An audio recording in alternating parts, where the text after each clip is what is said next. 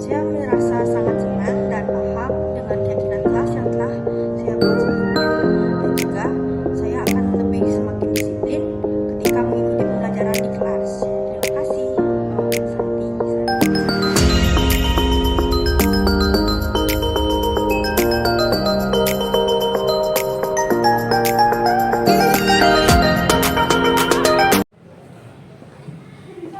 Selamat pagi teman-teman semuanya.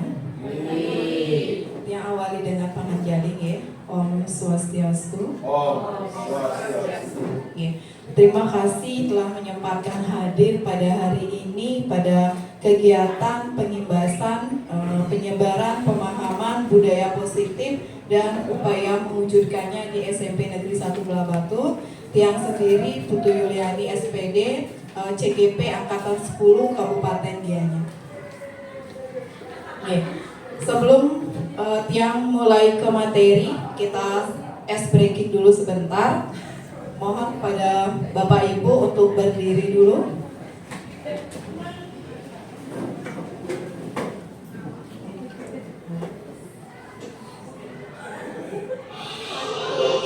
Oke.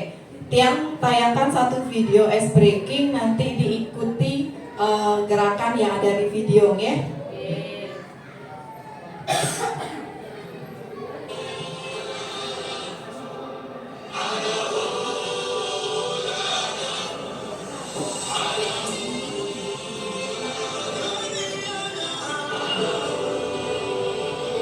Tunggu belum sebentar.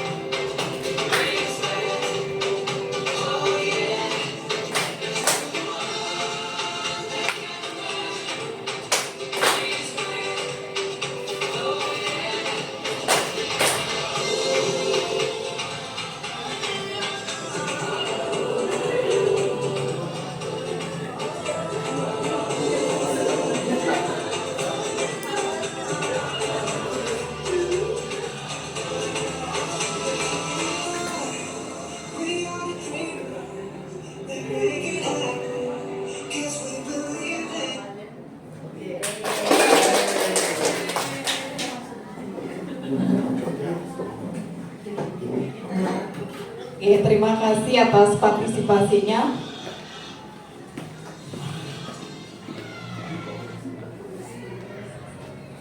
Terima kasih atas partisipasinya tadi untuk mengikuti ice breakingnya. Nanti ada ice breaking lagi satu, nanti. Oke, Tiang langsung saja. Jadi seperti yang sudah saya sampaikan tadi, tujuan dari kegiatan hari ini adalah penyebaran pemahaman budaya positif dan upaya mewujudkan di SMP Negeri 1 Belah Batu. Nah tadi teman CGP saya sudah menjelaskan tentang jenis budaya positif lainnya. Yang ada tadi adalah kebajikan universal dan yang lainnya. Sedangkan hari ini yang saya jelaskan itu adalah fokus di kebutuhan dasar manusia dan keyakinan kelas. Oke. Yang pertama itu ada kebutuhan dasar manusia, ya. setiap manusia itu pasti memiliki kebutuhannya masing-masing. Oke, apakah Bapak Ibu memiliki kebutuhannya? Ya, pasti nih, oke. Pasti memiliki kebutuhan dasar masing-masing. Nah, apa itu kebutuhan dasar manusia? Kebutuhan dasar pada manusia merupakan unsur-unsur yang dibutuhkan oleh manusia dalam menjaga keseimbangan baik secara fisiologis maupun psikologis. Hal ini tentunya bertujuan untuk mempertahankan kehidupan dan kesehatan. Jadi seperti yang saya sampaikan tadi, setiap manusia itu pasti memiliki kebutuhan dasarnya sendiri untuk mencapai baik itu kesenangan secara fisiologis ataupun secara psikologisnya.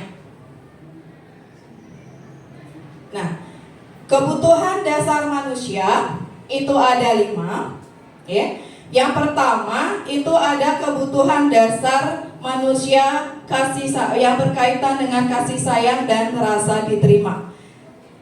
Kebutuhan dasar manusia yang berkaitan dengan kasih sayang dan rasa diterima itu maksudnya adalah yang mampu memberikan dan menerima kasih sayang berhubungan dengan koneksi sosial. Ya, jadi di sini ada hubungannya dengan sosial atau dengan rekan atau dengan sosial yang lainnya seperti ini. Misalnya, nanti saya kasih contoh di terakhir aja nih. Terus yang kedua itu ada kebutuhan dasar manusia yang berkaitan dengan bertahan hidup. Nah, di sini kebutuhan dasar manusia yang berkaitan dengan bertahan hidup itu contohnya adalah makanan, rumah, kesehatan. Itu yang berkaitan dengan bertahan hidup. Apakah Bapak Ibu memerlukan makanan? Pasti. Kalau Bapak Ibu tidak tidak mendapatkan makanan, mungkin kita tidak bisa bertahan hidup. Ya, saya juga seperti Nike. Terus ada rumah di sana masuk untuk kebertahanan hidup. Kita tidak akan bisa bertahan hidup selain dengan rumah. Kalau kita tidak punya rumah, kita juga tidak bisa bertahan hidup dengan layak. Terus yang ketiga, kesehatan. Nah, ini juga sangat penting untuk mempertahankan hidup kita. Ya, Astungkara, semoga semua di sini dalam keadaan sehat, biar bisa kita nanti melanjutkan kehidupan kita untuk berikutnya. Berikutnya, kebutuhan dasar manusia yang ketiga itu adalah kebebasan. Nah, di sini yang berkaitan dengan kebebasan itu adalah kebutuhan akan pilihan. Ya, kebutuhan akan pilihan. Jadi di sini kebutuhan kita akan pilihan apakah kita memilih A atau milih B. Ya, sama halnya saya pernah mengalami ini kebutuhan dasar manusia yang tentang kebebasan ini ketika saya mengajar di 2 sekolah, bahkan waktu itu 3. Jadi saya harus lepas 1. Ya. Nah, di sini ada pilihan yang harus saya ambil. Nanti tentunya pasti ada konsekuensinya bagaimana. Harus memilih mana yang terbaik untuk kita dan tentunya akan berdampak positif untuk kedepannya untuk kita. Jadi Nika. Terus kebutuhan dasar yang keempat itu adalah kebutuhan dasar yang berkaitan dengan kesenangan, yaitu kebutuhan untuk merasa senang. Apakah Bapak Ibu memiliki suatu kesenangan?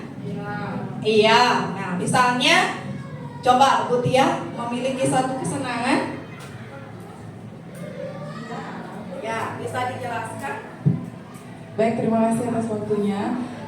Jadi saya rasa setiap manusia memiliki semua manusia memiliki kesenangannya masing-masing. Itu berhubungan dengan kebutuhan rohani. Kalau di ekonomi itu namanya kebutuhan sekunder.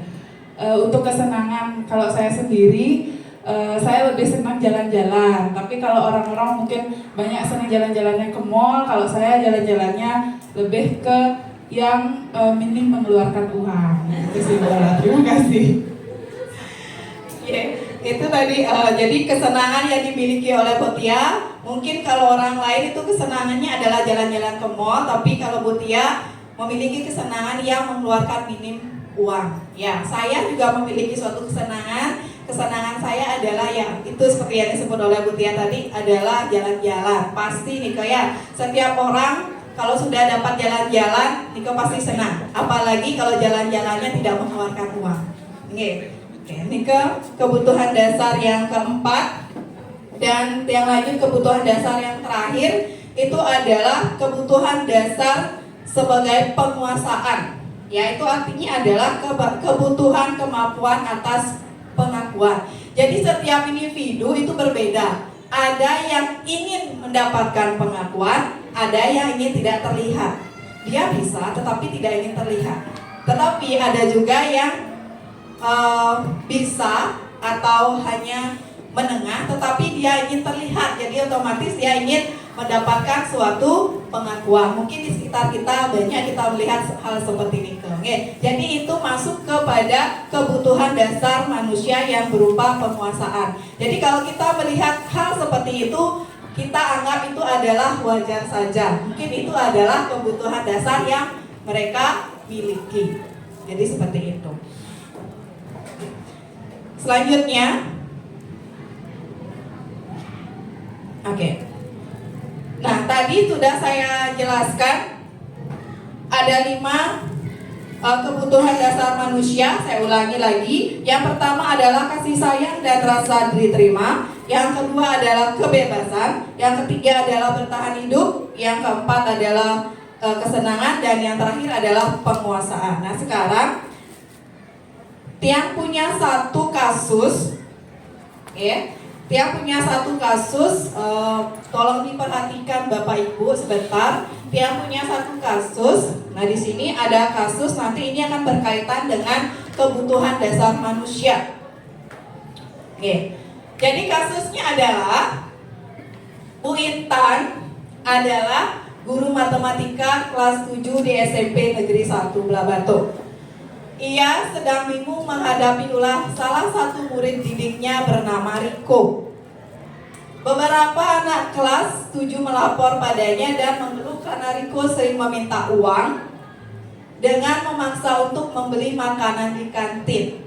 Nah, jika Anda menghadapi situasi seperti Bu Intan, apa yang akan Anda lakukan? Menurut Anda, apa kira-kira alasan Riko melakukan hal itu? Nah, Tiang ajak dulu Bapak Ibu sekarang coba kita pikirkan bersama. Dari kasus yang Tiang tampilkan itu, kira-kira jika Bapak Ibu menghadapi seperti yang dihadapi oleh Bu Intan, apa yang akan Bapak Ibu lakukan? Terus yang kedua, menurut Bapak Ibu, apa kira-kira alasan Riko melakukan hal itu? Kebutuhan dasar apa yang Riko perlukan di sana? Nanti tadi kan yang sudah jelaskan ada 5 kebutuhan dasar. Nah, kira-kira kebutuhan dasar apa yang diinginkan oleh Riko di sana? Kita ke yang pertama dulu. Apa yang akan Bapak Ibu lakukan jika Bapak Ibu berada di posisinya Bu Intan? Mungkin ada yang bisa bantu? Tia. Baik, terima kasih atas waktunya. Menurut saya, yang akan saya lakukan adalah bertanya terlebih dahulu kenapa alasan Riko memaksa meminta uang dari temannya untuk membeli makanan di kantin. Sedangkan menurut saya alasan Riko melakukan itu dari kebutuhan dasar manusia, yaitu untuk bertahan hidup. Mungkin saja Riko tidak diberikan uang bekal oleh orang tuanya sehingga dia meminta uang dari temannya, tetapi dengan cara yang salah. Itu menurut saya. Terima kasih. Terima kasih Bu Tia. Tepuk tangan dulu untuk Bu Tia. Mungkin rekan-rekan lain ada yang punya pendapat berbeda. Tadi sudah disampaikan menurut Bu Tia adalah jika berhadapan dengan situasinya Bu Intan itu pasti menanyakan terlebih dahulu. Terus yang kedua, kira-kira alasannya adalah kebutuhan dasar yang ingin dia penuhi adalah kebutuhan dasar bertahan hidup. Nah, teman-teman yang lain punya pendapat yang berbeda mungkin atau alasan yang berbeda. Mungkin kebutuhan yang lainnya, ya Bu Menteri. Baik, terima kasih atas kesempatannya. Di sini, jika Anda menghadapi situasi seperti Ibu Intan, apa yang akan Anda lakukan? Kalau menurut saya hampir mirip ya dengan Ibu Tia. Yang pertama, kita bisa memanggil siswa tersebut. Jadi kita bicara empat mata seperti itu, yang kita menanyakan alasan kenapa sih dia melakukan hal seperti itu. Kemudian mungkin kita bisa memberikan suatu pengertian kepada siswanya bahwa tindakan yang ia lakukan itu sangat merugikan orang lain seperti itu. Nah, kemudian menurut Anda apa kira-kira alasan Riko melakukan itu? Mungkin kalau menurut saya itu merupakan salah satu kebutuhan dasar kesenangan ya. Mungkin dia merasa senang gitu, bisa memalak gitu ya, istilahnya memalak temannya, jadi dia bisa diberikan, jadi dia merasa senang gitu. Kemudian bisa juga kebutuhan dasar pengakuan, jadi dia merasa oh dia itu hebat gitu di hadapan teman-temannya pada saat dia mau meminta uang seperti itu kepada temannya. Jadi dia merasa oh saya hebat, saya ditakuti oleh teman-teman seperti itu. Terima kasih.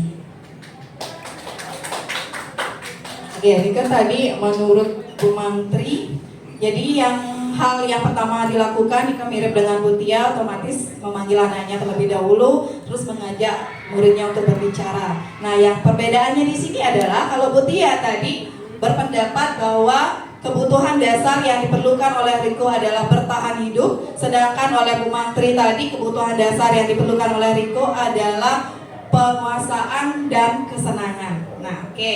Mungkin Bapak Ibu lainnya punya pendapat yang berbeda lagi.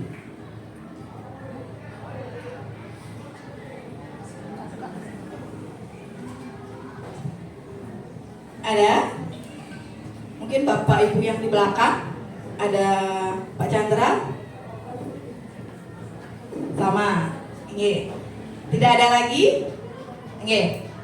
Kalau tidak ada, mungkin tiang tarik kesimpulannya.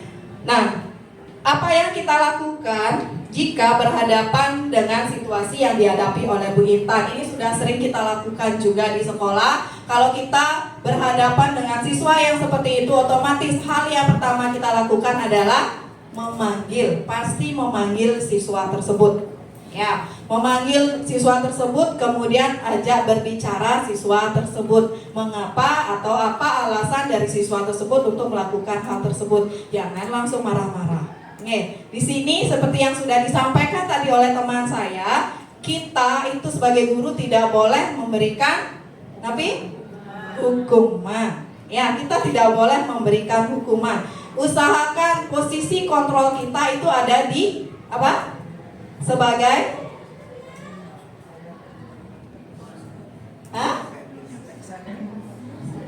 Oh, belum disampaikan tadi usahakan posisi kontrol kita itu di sebagai kontrol manager. Ya, manajer atau teman. Nanti mungkin lebih lengkapnya akan disampaikan oleh Pak Wes. Nah, untuk kasus yang tadi itu banyak kemungkinan yang muncul dari kebutuhan apa yang dia perlukan.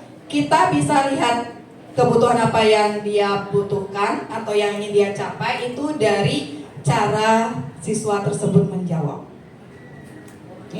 Nah, di sini yang pertama, Riko itu ingin mendapatkan kebutuhan dasar atau ingin mencapai kebutuhan dasarnya untuk bertahan hidup. Jika Riko menjawab ketika ditanya oleh Bu Intan adalah jawabannya itu karena lapar dan orang tuanya tidak memberikan bekal untuk makan, maka kebutuhan dasar yang sedang dipenuhi oleh Riko adalah kebutuhan untuk bertahan hidup.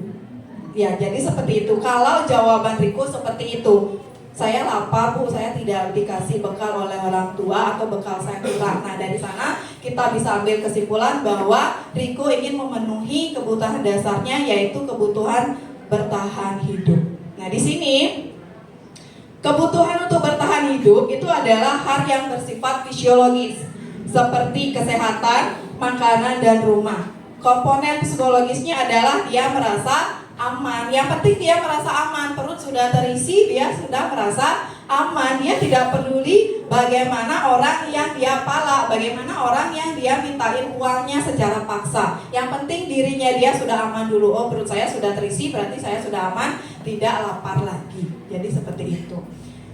Terus dalam pemenuhannya, kadang manusia bisa atau terpaksa melakukan hal yang bertentangan dengan nilai keyakinan yang dianutnya. Nah, jadi seperti yang disampaikan oleh Bu Tia tadi, dia melakukan hal itu walaupun itu bertentangan dengan keyakinannya. Ya, mencuri, memalak itu kan tidak boleh, memaksa itu tidak boleh, tetapi dia tidak peduli dengan hal itu. Yang penting dia aman, perutnya dia aman. Sudah sampai di situ. Sudah ya? Nah, untuk yang kedua, nah penafsiran yang kedua, nah di sini untuk memenuhi kebutuhan kasih sayang dan rasa diterima. Nah, itu bisa dilihat jika Riko memberikan jawaban. Jika ditanya oleh Bu Intan, jawabannya adalah dia merasa senang temannya memperhatikan dia ketika temannya melaporkan tindakan ke guru BK dan memanggil orang tuanya. Maka kebutuhan dasar yang sedang dipenuhi adalah kebutuhan kasih sayang dan rasa diterima. Mungkin dia merasa kasih sayang yang dia dapatkan di sekolah maupun di rumah ini kurang. Kita kan sering juga menghadapi dengan siswa yang seperti itu. Jadi dia melampiaskannya di sekolah seperti ini. Dia melakukan hal-hal yang kurang baik atau hal-hal yang negatif itu bukan untuk kebutuhan bertahan hidup, tetapi untuk mendapatkan suatu kasih sayang. Dia ingin mendapatkan kasih sayang dari gurunya di sekolah, temannya di sekolah, bahkan jika orang tuanya dipanggil ke BK, dia ingin mendapatkan kasih sayang dari orang tuanya. Benar nggak orang tua saya sayang terhadap saya? Jadi seperti ini kok. Nah, kebutuhan kasih sayang dan rasa diterima ini disebut juga kebutuhan psikologis karena ini berkaitan dengan psikologis anak tersebut, yang meliputi kebutuhan akan koneksi sosial, memberi dan menerima kasih sayang baik dari orang tua, teman, guru, dan lingkungan sekitarnya. Ini ke yang kedua. Nah, yang lanjut yang ketiga. Nah, di sini penafsiran yang ketiga itu adalah untuk memenuhi kebutuhan dasar berupa kebebasan. Nah, kebebasan itu bisa dilihat dari jawaban Riko. Jika bahwa dia merasa bosan dengan makanan yang selalu ia beli dan dia ingin mencoba makanan yang lebih mahal dengan meminta uang ke teman-temannya, maka Riko sedang berusaha memenuhi kebutuhannya akan kebebasan. Mungkin di rumahnya dia tidak mendapatkan kebebasan. Ya, ini juga otomatis pelajaran buat kita yang memiliki anak-anak di rumah. Jujur Tiang sendiri membatasi anak-anak Tiang. Jadi sempat kemarin waktu buat materi ini terbesit di pikiran Tiang kebebasan, karena Tiang sering mengekang mereka. Jadi seperti itu. Jadi untuk mendapatkan kebebasan, karena kebebasan dia tidak dapatkan di rumah, maka dia lakukan di sekolah. Jadi seperti itu. Nah, dalam hal ini yang dibutuhkan oleh dalam kebebasan itu adalah kemandirian, memiliki pilihan untuk mengatur hidupnya sendiri. Pada anak-anak biasanya ingin banyak bergerak, mengetahui hal baru dan tidak ingin dipengaruhi oleh orang lain. Ini juga sering kita temukan di sekolah, ya. Ketika kita suruh siswa belajar dengan metode ini, tetapi mereka tidak mau, itu berarti anaknya menginginkan kebebasan dalam belajar. Makanya sempat kemarin yang sampaikan, diusahakan dalam proses pembelajaran di sekolah kita menggunakan metode berdiferensiasi agar anak-anak itu bebas memilih metode pembelajaran yang mereka inginkan agar mereka tidak terkekang. Jadi seperti itu. Nah, berikutnya, nah berikutnya itu adalah kesenangan. Nah, jadi yang disampaikan oleh Bu Mantri tadi itu ada Riko ingin mencapai kebutuhan dasar berupa kesenangan. Ini bisa kita lihat jika ia melakukannya karena iseng dan ia menikmati ekspresi wajah teman-temannya yang kesan dan menganggap ekspresi itu lucu, maka Riko sedang berusaha memenuhi kebutuhannya akan kesenangan. Jadi di sini ada kata iseng. Dia iseng melakukan hal itu. Jadi iseng melakukan hal itu ingin merasa senang. Seperti itu, memenuhi kebutuhan kesenangannya dia. Karena sudah iseng, dia sudah senang. Berarti itu dia lakukan untuk kesenangannya dia. Terus kebutuhan kesenangan ini berkaitan dengan kebutuhan untuk mencari kesenangan, bermain dan tertawa. Jadi hanya sekedar iseng, hanya ingin canda-candaan seperti itu. Tapi banyak siswa yang tidak tahu batasan mana bercanda, mana serius. Jadi seperti itu, yang awalnya bercanda ujung-ujungnya menjadi serius, berantem. Jadi seperti itu. Oke. Dan berikutnya itu adalah untuk memenuhi kebutuhan dasarnya berupa kekuasaan. Ya, jadi seperti yang sudah disampaikan juga tadi oleh Bu Mantri, selain kesenangan itu ada kekuasaan. Dia ingin merasa gimana? Hebat. Saya hebat. Ya, saya hebat bisa melakukan hal tersebut. Kamu bisa nggak melakukan hal tersebut? Jadi itu yang ada di pikirannya dia. Ya, dia merasa hebat. Dia ingin merasa orang-orang yang ada di sekitarnya dia atau teman-temannya itu tunduk terhadap dia. Itu yang memenuhi kebutuhan dasar berupa kekuasaan. Nah, di sini dalam hal ini biasanya anak ingin dianggap berharga, mampu membuat perbedaan, mendapat pengakuan orang lain dan dihormati. Anak-anak yang seperti ini biasanya ingin menjadi seorang pemimpin. Nah, ini di sini ya. Jika kita ketemu dengan anak-anak yang seperti ini, Nika pasti anak itu memiliki keinginannya menjadi seorang pemimpin. Coba saja kalau misalnya Bapak Ibu ketemu anak-anak seperti ini di sekolah. Nah, ketemu anak-anak seperti ini di sekolah, langsung saja coba ajukan dia menjadi seorang pemimpin. Misalnya pemimpin di kelasnya itu ketua kelas. Bagaimana dia? Pasti dia akan bisa menjadi mendengarkan apa yang disampaikan karena kebutuhan dasarnya dia sudah terpenuhi. Jadi seperti itu. Yeah. Nah, itu dia tadi kebutuhan dasar yang diinginkan oleh Riko. Jadi tidak hanya satu atau dua kebutuhan dasar, tetapi kita bisa melihat bagaimana cara Riko menjawab dari pertanyaan yang diberikan. Dari sana kita bisa melihat bahwa kebutuhan dasar apa yang ingin dicapai oleh Riko. Ingat, makanya besok-besok kalau kita ketemu siswa seperti itu, lihat bagaimana cara dia menjawab. Nah, ini juga sering disampaikan oleh Bu Ami. Kalau di BK sering saya dengar, pasti Bu Ami sangat memperhatikan bagaimana cara siswa tersebut menjawab agar bisa menentukan bagaimana sih anak tersebut. Jadi seperti itu, kan Bu Ami? Yeah. Seperti itu karena berkaitan dengan psikologis. Karena lebih banyaknya Bu Ami yang tahu karena sudah belajar tentang psikologis lebih banyak. Yeah. Nah, selanjutnya, itu tadi tentang kasus Riko. Nah, sekarang Tiang tampilkan dua kasus. Ini kasus yang kedua ya. Ini kasus yang kedua. Nah, ini kasus yang kedua. Bimo, seorang anak TK, selalu berlari keluar kelas menuju jalan raya di depan sekolahnya yang ramai dengan kendaraan. Tingkahnya membuat guru, Bu Ani, bingung dan sering lari mengejarnya. Ada beberapa kemungkinan jawaban yang diberikan Bimo. Identifikasi kebutuhan yang ingin dipenuhi oleh Bimo jika respon Bimo seperti di kolom Aku senang main kejar-kejaran dengan ibu guru, seru. Nah, sekarang saya minta Bapak Ibu coba pikirkan bersama bagaimana dengan kasus Bimo ini jika jawaban Bimo adalah aku senang main kejar-kejaran dengan ibu guru, seru. Nah, kira-kira kebutuhan dasar apa yang ingin dipenuhi oleh Bimo? Bapak Ibu mohon disampaikan dan sertakan alasannya. Kenapa misalnya kalau kesenangan, kenapa kesenangan seperti itu?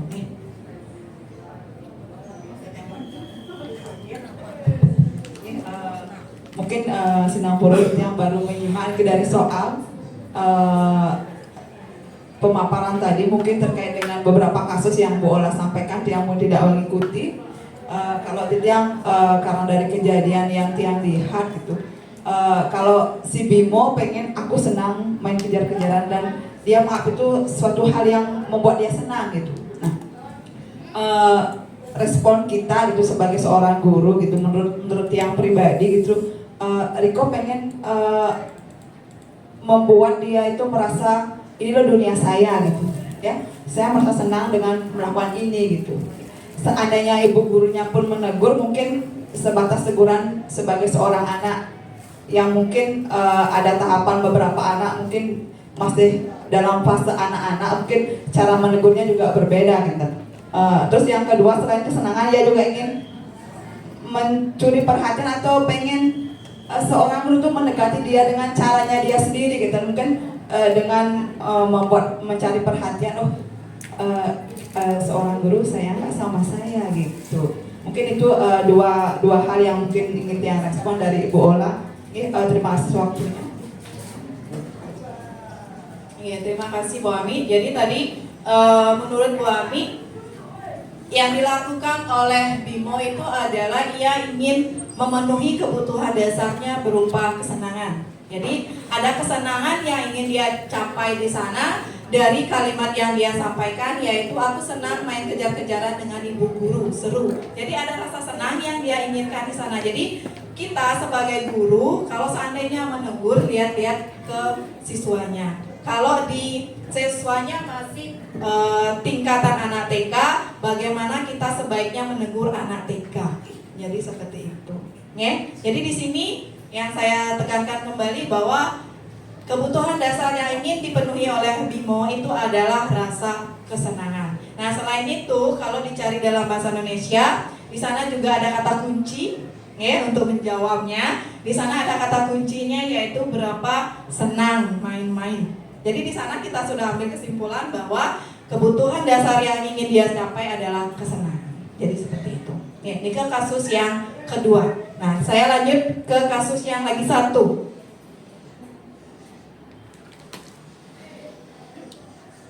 Nah, ini kasus yang ketiga. Tahun ini Dimas genap berusia 17 tahun, berarti udah SMA.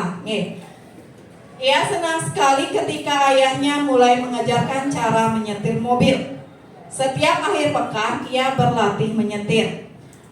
Ia terlihat senang sekali berlatih sampai akhirnya ia bisa menyetir mobil dengan baik dan lancar.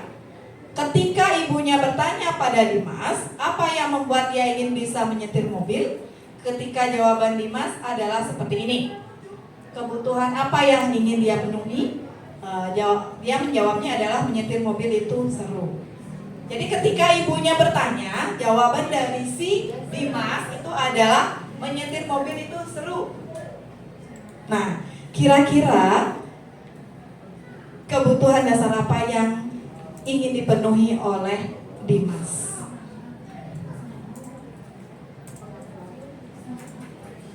Ya, Bapak Ibu bisa menyampaikan pendapatnya beserta alasannya.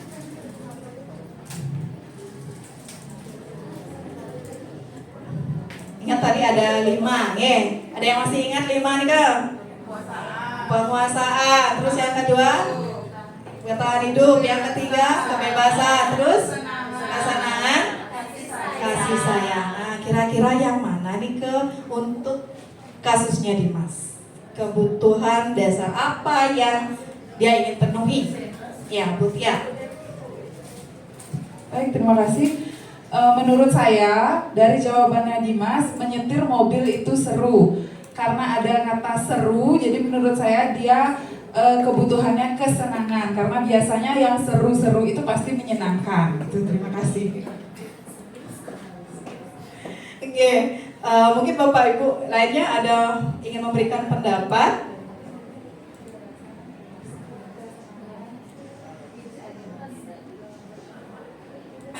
Kalau tadi Bu Tia menyampaikan dari jawaban yang diberikan oleh Dimas itu adalah menyetir mobil itu seru. Nah, ada kata serunya.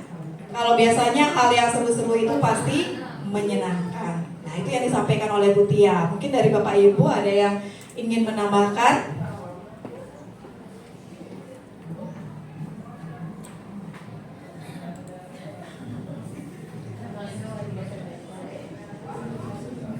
Menurut dia menyetir mobil itu seru.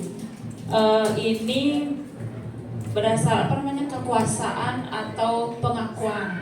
Karena sudah 17 tahun, sudah pasti dia ingin merasa diakui apalagi membawa mobil tuh saya bisa mengendalikan mobil. Nah, dia ingin pengakuan sama teman-temannya. Nah,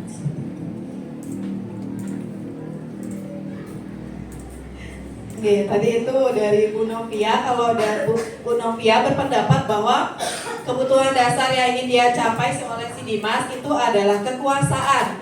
Dia ingin diakui baik oleh keluarganya dan keluarganya bahwa di umur 17 tahun itu dia sudah bisa atau sudah mahir dalam menyetir. Jadi seperti itu. Oke. Ada lagi yang lain? Bapak Ibu? Ada?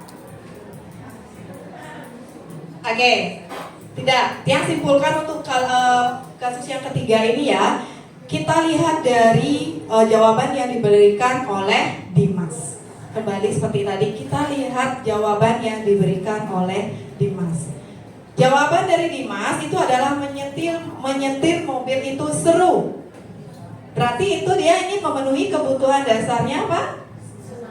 Kesenangan. Nih, ampura dulu Bu Novia.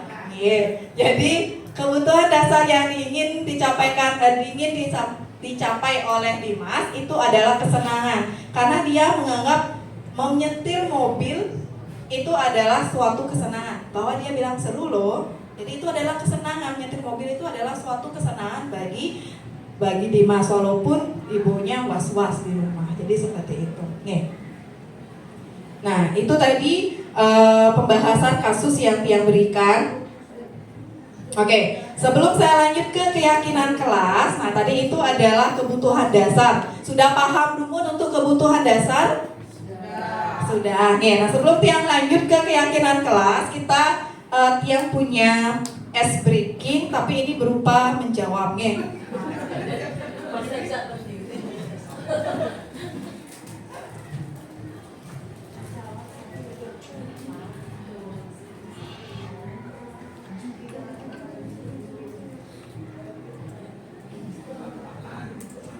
Iya, tebak-tebakan bukan menjawab. Nah,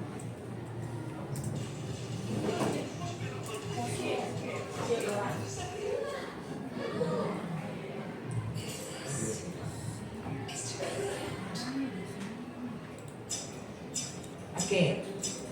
Tolong diperhatikan dengan baik. Jadi ini tebak-tebakan. Bukan menjawab tapi tebak-tebakan.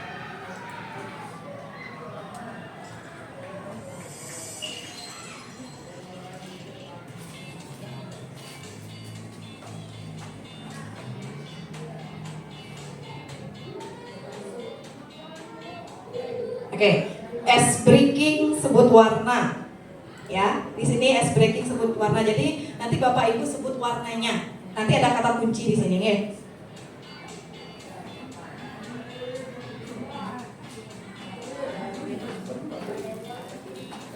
Nah, Niki aturannya. Kata kuncinya ini. Aturannya sederhana, sebut warnanya, jangan tulisannya. Sudah? Sebut warnanya, ingat sebut warnanya, jangan tulisannya.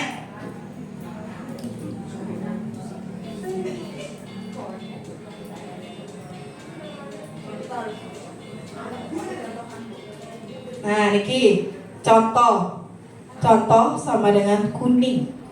Dibaca? Ingat yang disebut adalah warna, bukan tulisannya.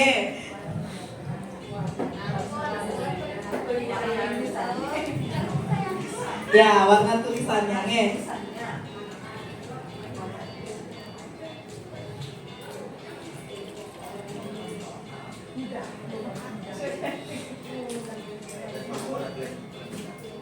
Oke.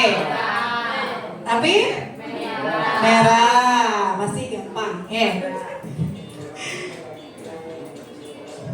Berikutnya kuning. Berikutnya hijau. Berikutnya ada yang bilang biru tadi. Nanti Niki ingat sebut warnanya bukan tulisannya. Biru.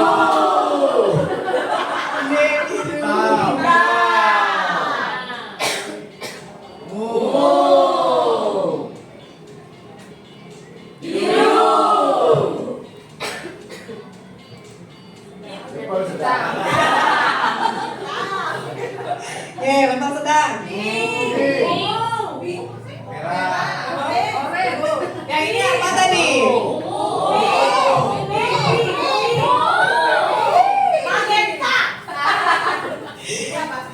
Oke, Niki apa sebenarnya? Ungu tapi pink? Pink. Tadi ungu kan sudah ada di depan. Pink. Oke, pink Niki ya. Oke, berikutnya.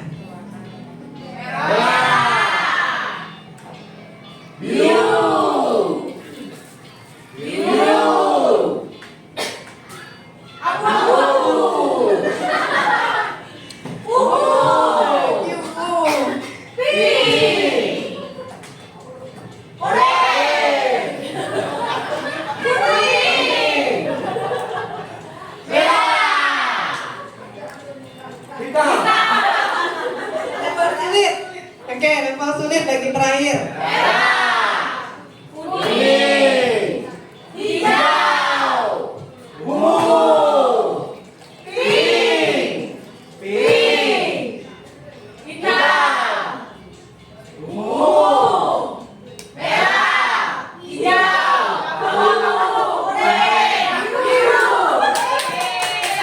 Oke, tepuk tangan dulu buat semuanya. Oke, ini juga melatih fokus kita ya. Fokus kita melihat, ingat tadi ada kata kuncinya yang disampaikan itu adalah warnanya, bukan tulisannya. Tadi di awal juga sudah ada yang salah, oke. Jadi berarti Bu Ami kurang fokus ya.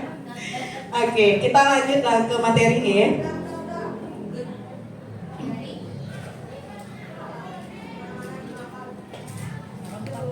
Oke, tadi sudah saya bahas tentang kebutuhan dasar manusia.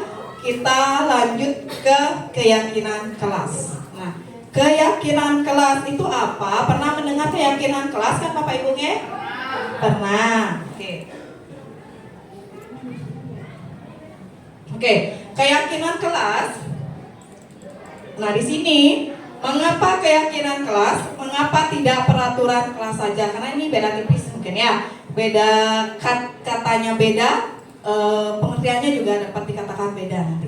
Nah, mengapa keyakinan kelas? Mengapa tidak peraturan kelas saja? Nah, ini Tiang kasih contoh misalnya, Tiang belum ke pengertian dari keyakinan kelas, Tiang kasih contoh. Ada yang pertama, contoh kalimat yang pertama. Mengapa kita memiliki peraturan tentang penggunaan saat mengendarai kendaraan roda 2 atau motor? Nah, di sini ada pertanyaan, kira-kira jawabannya bagaimana? Mengapa kita memiliki peraturan tentang penggunaan saat mengendarai kendaraan roda 2 atau motor? Kira-kira jawabannya bagaimana? Oke, aman dan selamat. Pasti kalau udah dengar ini pasti jawabannya itu adalah aman kan? Iya, pasti aman dan selamat. Oke, terus pertanyaan kedua. Mengapa kita memiliki peraturan penggunaan masker dan cuci tangan setiap saat? Jawabannya pasti sehat. Nah, yang pertama itu pasti jawabannya adalah aman dan selamat. Terus yang kedua jawabannya adalah sehat. Karena itu adalah jawaban berupa jawaban yang universal. Jadi seperti itu. Nah, ini berkaitan dengan mengapa keyakinan kelas, mengapa tidak peraturan kelas saja. Nah, keyakinan kelas itu adalah keyakinan sebuah nilai-nilai kebajikan yang universal yang telah disepakati secara tersirat dan tersurat lepas dari adanya latar belakang suku, negara, bahasa maupun agama.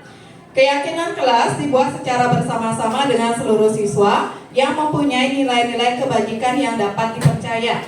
Terus keyakinan kelas adalah salah satu disiplin positif yang dapat untuk diterapkan dalam membangun budaya positif di lingkungan sekolah. Jadi seperti yang saya bilang tadi, keyakinan kelas itu adalah keyakinan yang dibuat bersama-sama di kelas tersebut. Jadi apa kata yang diyakini oleh siswa tersebut. Jadi kata positif apa yang dapat diyakini oleh siswa tersebut. Jadi yang bersifat universal juga. Nah, bagaimana pembentukan keyakinan kelas? Nah, ini ada beberapa tahapan. atau langkah-langkahnya atau caranya.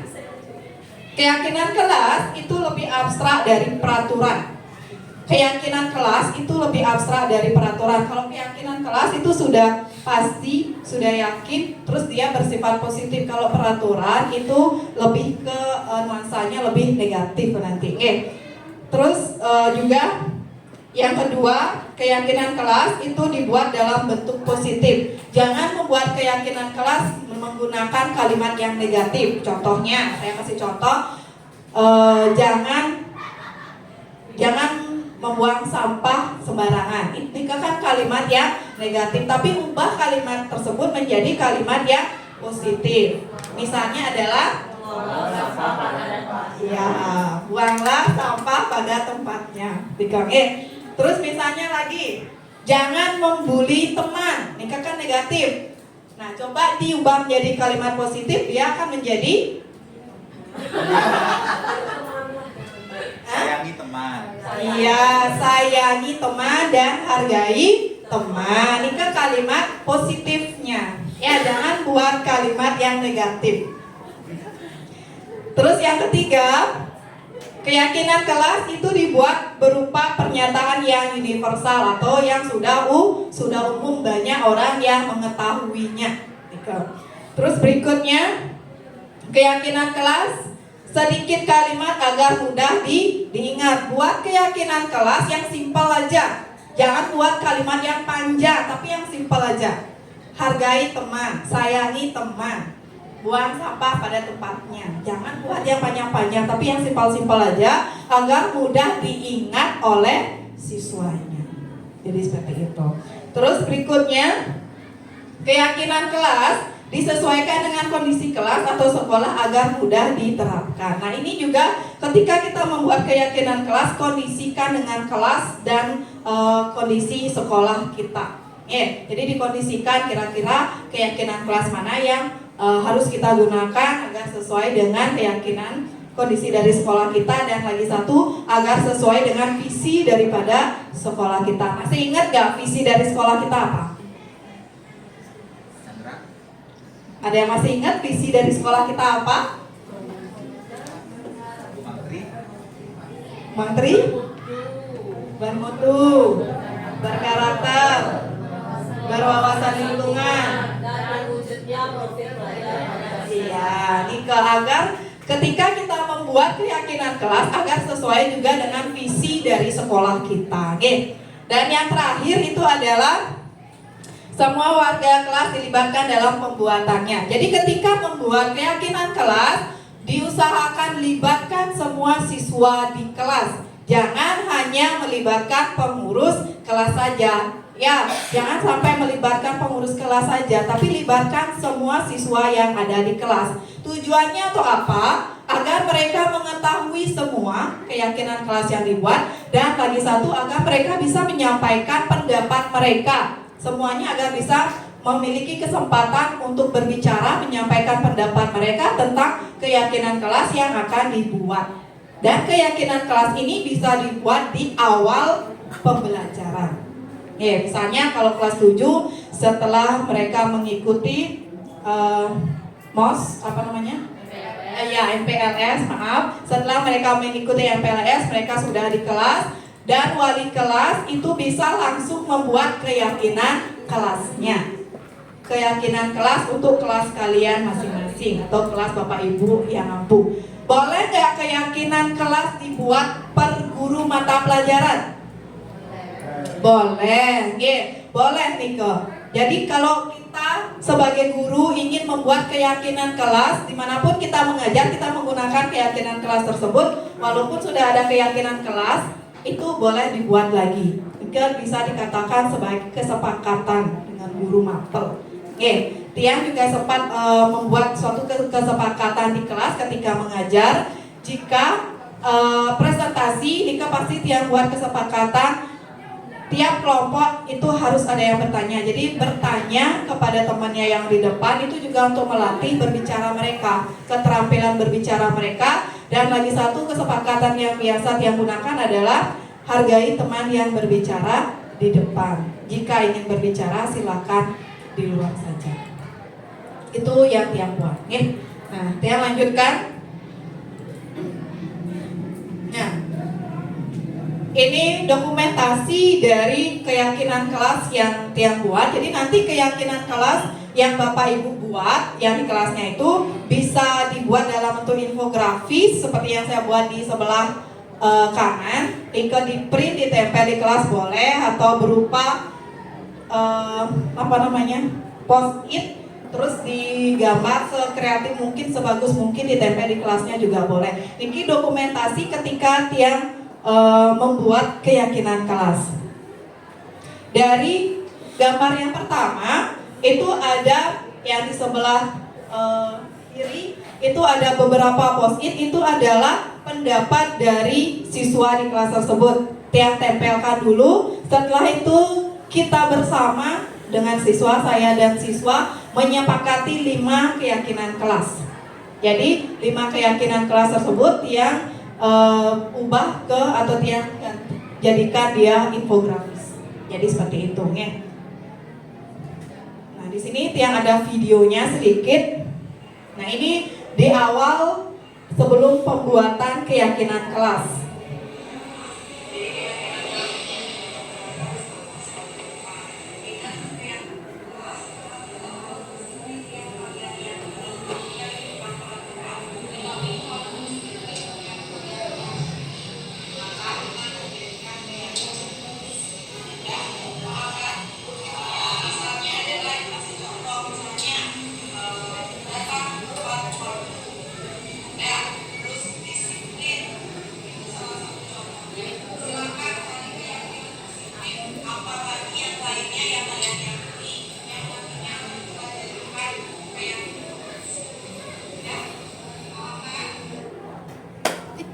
Jadi di awal sebelum membuat keyakinan kelas, kita beri mereka pemahaman dulu kepada siswanya keyakinan kelas itu apa sih. Diingatkan ke siswanya bahwa membuat keyakinan kelas, ingat, itu bukan peraturan, tetapi hal yang kalian yakini untuk kalian lakukan, dan yang nantinya ketika membuat keyakinan kelas itu menggunakan kalimat yang positif, jangan membuat dengan kalimat yang negatif.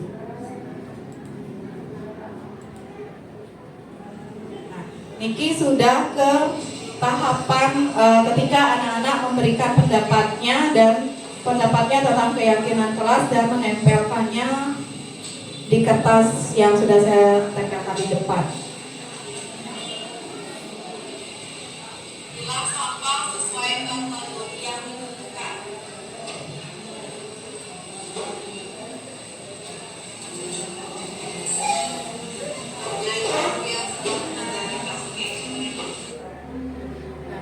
Jadi diusahakan semua siswa itu dapat menyampaikan pendapatnya mereka.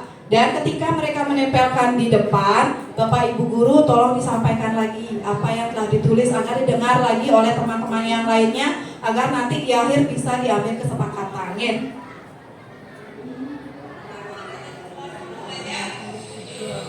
kalau setuju berarti itu adalah keyakinan kelas kita yang pertama. Oke?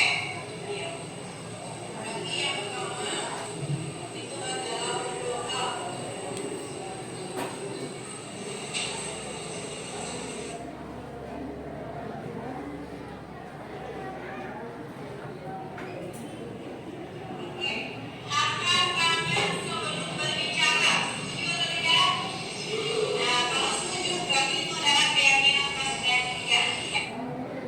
Oke, jadi itu tadi sudah di bagian pengambilan kesepakatan keyakinan mana saja yang akan kita gunakan untuk keyakinan kelas kita. Jadi disampaikan biar semuanya mendengarkan keyakinan kelas pertama apa sampai dengan keyakinan kelas yang terakhir.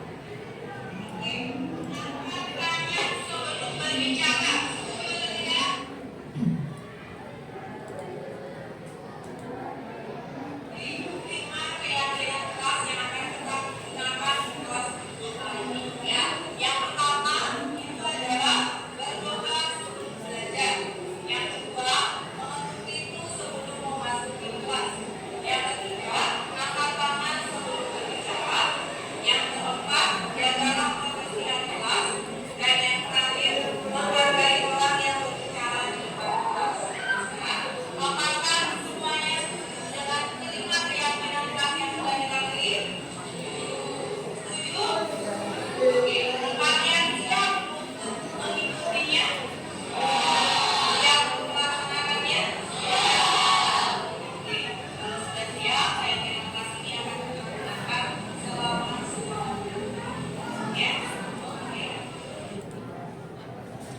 Oke, jadi di bagian terakhir tadi itu adalah kesimpulan ya. Kita sampaikan kepada siswa kelima dari keyakinan kelas yang sudah kita sepakati agar semua mengetahui ya. Nah, Nike untuk keyakinan kelas mungkin materi Tiang untuk kebutuhan dasar dan keyakinan kelas sudah selesai. Kita buka dengan sesi diskusi. Ada sesi sekarang. Adakah Bapak Ibu yang ingin bertanya atau ingin memberikan saran? Yang harapkan nanti Bapak Ibu bisa menerapkan keyakinan kelas ini di kelas Bapak Ibu masing-masing, serta ketika kita menghadapi siswa yang bermasalah, kita harus tahu kebutuhan dasar apa sih yang mereka ingin capai. Kita lihat dari cara mereka menjawab. Jadi seperti itu. Ada yang ingin bertanya nih, Bu Intan?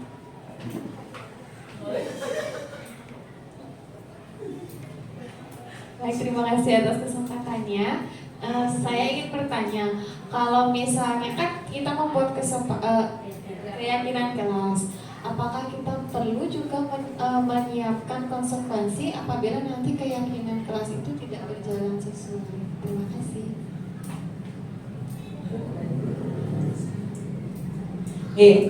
Terima kasih pada Bu Intan. Pertanyaannya adalah ketika kita sudah membuat keyakinan kelas, apakah kita perlu membuat konsekuensi dari keyakinan kelas yang sudah kita buat? Nah, jadi seperti yang kita ketahui, walaupun kita sudah membuat keyakinan kelas, nah ini juga sudah umum ya, sudah sering kita temui, sudah sering kita alami. Kita sudah membuat keyakinan kelas, tetapi banyak juga siswa yang melanggarnya. Padahal itu keyakinan kelas mereka buat sendiri, tetapi banyak yang melanggarnya. Apakah perlu kita buatkan konsekuensi? Ya, jawabannya adalah perlu. Nah, ini nanti akan berkaitan dengan materi dari Pak Wes. Ya, nanti akan dijelaskan oleh Pak Wes. Nanti ada di sana segitiga restitusi, ada hukuman, ada penghargaan dan yang lainnya nanti disampaikan oleh Pak Wes. Ya, terima kasih. Ada yang ingin bertanya lagi atau memberikan saran? Bu Tia. Baik, terima kasih atas waktunya. Jadi saya ingin bertanya, kan di kebutuhan dasar manusia kan ada kebebasan.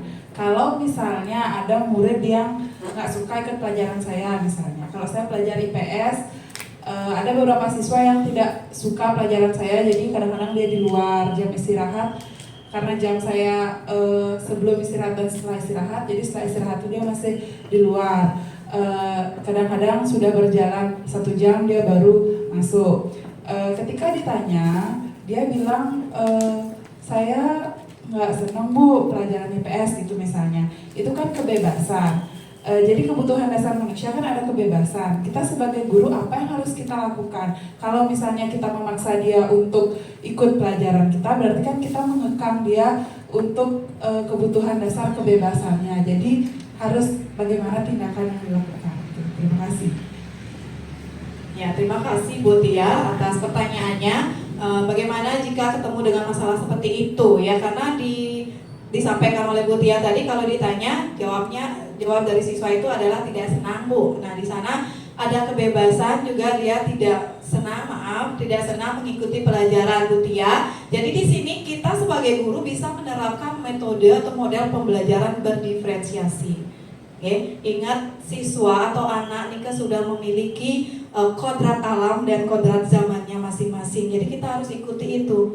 Jadi kita sebagai guru harus bisa membuat model pembelajaran yang berdiferensiasi. Mungkin saja siswa itu tidak suka dia belajar di kelas. Jadi kita bisa buat atau ajak dia belajar di luar dari kelas. Jadi seperti di halaman atau di lab atau di perpustakaan dan yang lainnya. Jadi buat model pembelajaran yang berdiferensiasi agar dia tidak bosan. Jadi seperti itu.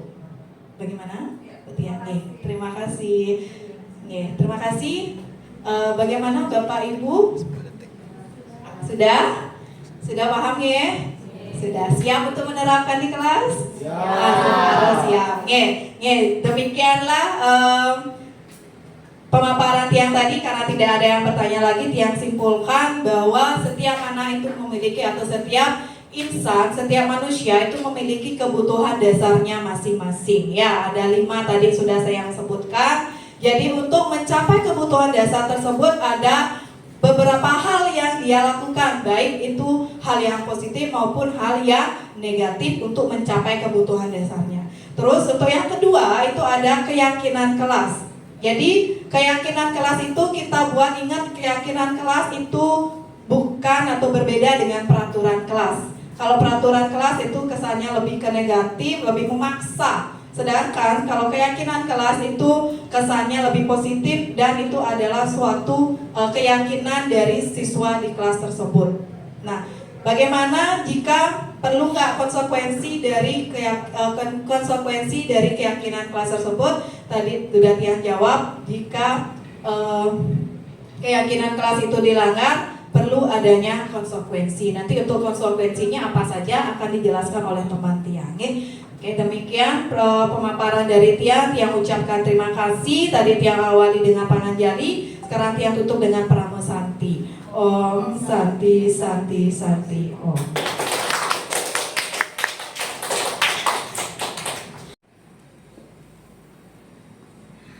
Om Swastiastu, perkenalkan saya Nilayan Inta Permatasari sebagai guru matematika di SMP Negeri 1 Batu. Setelah mengikuti kegiatan diseminasi tadi, saya menjadi lebih memahami 5 kebutuhan dasar yang diperlukan oleh manusia serta mengetahui bagaimana cara membentuk keyakinan di kelas bersama peserta didik saya ke depannya. Terima kasih.